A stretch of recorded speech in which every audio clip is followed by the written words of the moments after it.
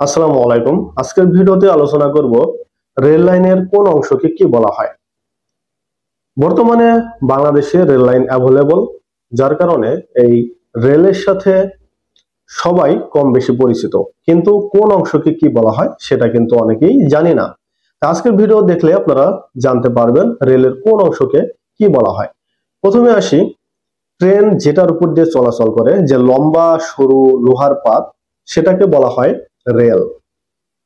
এবং এই রেলের নিচে আড়াআড়ি দেখবেন, আগে কাঠের ব্যবহৃত হতো, এখন কংক্রিটের পাত ব্যবহার করা হয়, এটাকে বলা হয় স্লিপার।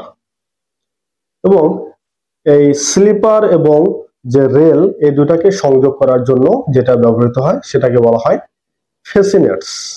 এরপর আসি, স্লিপারের নিচে যে পাথর ব্যবহার করা হয় সেটাকে বলা হয় ব্যালাস্ট। এরপর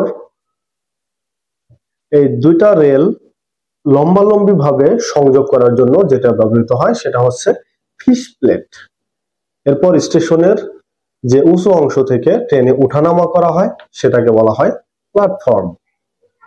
এবং ট্রেন যেখানে থামে সেটাকে বলা হয় স্টেশন। এবং ট্রেনে যেখানে বসার স্থান থাকে সেগুলোকে আলাদা আলাদা ভাবে বলা হয় কোচ, অথবা বাংলায় বলা হয় বগি। এগুলো আমরা স্বচক্ষে দেখি।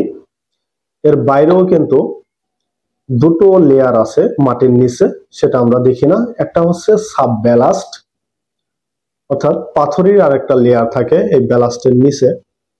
এবং সবচাইতে নিচে যে লেয়ারটা থাকে, অর্থাৎ একটা নির্দিষ্ট গভীরতা পর্যন্ত বালির একটা লেয়ার থাকে, এটাকে বলা হয় সাবগ্রেড।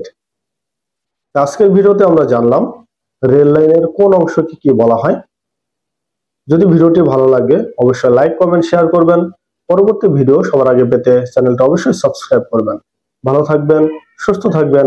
আসসালামু আলাইকুম।